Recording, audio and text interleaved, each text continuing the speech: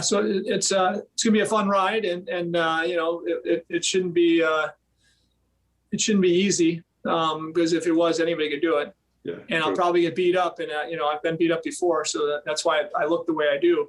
So for me, for me, it'll be easier than most, maybe, right? So Yeah, it'll be fun. So hey, when you look at mentoring your kids, what would you tell your kids? And your kids are now in their 20s, by Chase and Sarah, right? Yeah, Chase is 30. He just got married New Year's Eve to Dr. Mackenzie Roddy Hall now. Mackenzie is a fantastic daughter-in-law. We're really excited to have her in the family. Sarah's 25 and she's out in Denver. Sarah got stuck in one of the middle of the riots walking her dog. And I'll never forget, she called in tears and she said, "Dad, I'm done. I cannot live downtown anymore." And she convinced a couple of her good friends, and they moved out to Denver. And I'm really lucky, Gary. Both kids work for YPOers. Chase works for Shore Capital, and Sarah's working for Medics. Wait, where's Sarah working? Medics, Andrew Lamorris's company. Oh, Andrew. I love Andrew. I'm awesome. going to meet with him coming up. Yeah. And both kids have participated in the kids programs through the years, especially Sarah. Sarah's really engaged in the YNG program. Chase and Mackenzie live in Nashville now, so that's a big draw from me and Molly, right? Yeah. They're newlyweds, and knock on wood, we'll see some grandkids someday. So that's a good draw there too. That's awesome. We have 2 grandkids and 1 more on the way. What a blessing there. Yeah. Yeah, I got to. Yeah. And so, okay. So what would you tell your kids as far as, as far as their lives going forward and your grandkids? What's one major message you would want them to know that you want to make sure you pass on to them? Well, it goes back to the theme of our conversation today is you are capable, you have the tools to write your own story. It's your choice. I believe Molly and I have prepared the kids for that. And I really feel like they're living that, Gary, in their own way right now. Sarah making the decision to, find somewhere that was less chaotic for her, and convince her employer to let her transfer and work remotely, and similarly with Chase. Chase, this is one of my favorite stories. Chase graduated DePaul down in Indiana, Greencastle, Indiana, with basically a journalism degree. Then went to work for Cancer Treatment Centers of America, had a great run with them. He got promoted all the way up to being director of strategic planning at the age of like 28. And he called one day and he said, I really want to get involved with either private banking or private equity, one of the two. And we used I introduced him to some YPO friends to do some mentoring and, some coaching and that sort of thing. And Gary, he got accepted to a couple of MBA schools. One was going to give him a complete full ride for an MBA. And then he got an offer from Shore Capital. And I'm like, dude, this job offer from Shore is what you would be working for if you went for your MBA. You got to go for that. That's right. That's right. And Chase is the kind of kid. We raised our kids to be willing to work for anything that they were trying to achieve.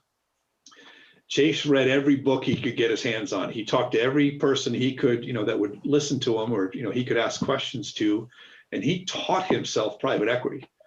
Now he's 3+ years into the firm and he's doing really well. And, I think he's got a great future. That's cool. Yeah. Knowing what you want like that and to make that move like that was awesome. And what a fun place to be in private equities in the world that it is today. I've got, you and I have a bunch of friends that are involved in that. To see kids, young people like Chase to get involved and understand that world is pretty cool. Yeah. And both kids are involved with healthcare in their own way.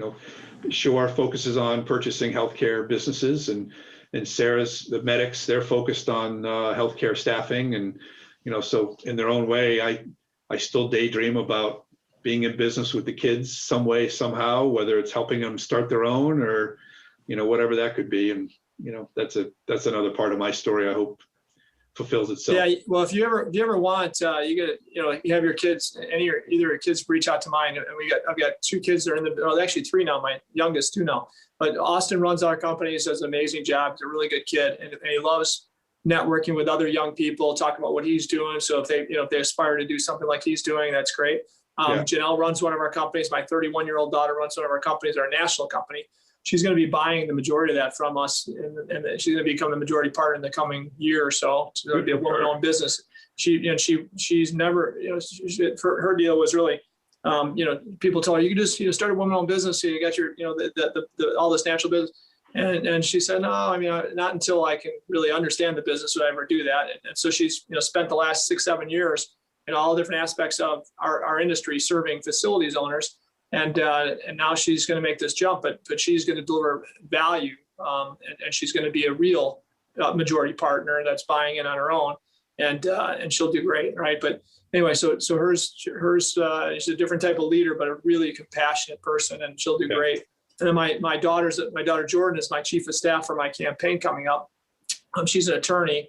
She was an attorney for Ernst & Young on the regulatory side, federal regulatory side of big corporations. And so she's sharp as can be. She's awesome. And Jordan's going to do amazing stuff with me. And after she's done helping me out for sure. She's got 2 kids, one on the way. So we got 2 grandkids and one on the way. And then Nick, 20-year-old, works in our businesses. He's doing asphalt paving, concrete paving, all the dirtiest jobs and the lowest paid jobs is what he's been doing for the last few years. And he's going to continue to do that for a while. But he's the one. Nick is the kid we adopted from Russia. Great kid. Really blessed that this kid has come as far as he has. But he's going to be a gem for so many people in the future, because the way he lives life with a big smile on his face, and his work ethic's incredible. So anyway, but either way, I think getting our kids, with what you've done, YNG and YPO is important, and getting these kids to meet with people that they aspire to be like, or just want to learn from, and whether they're the same age or they're a couple generations away.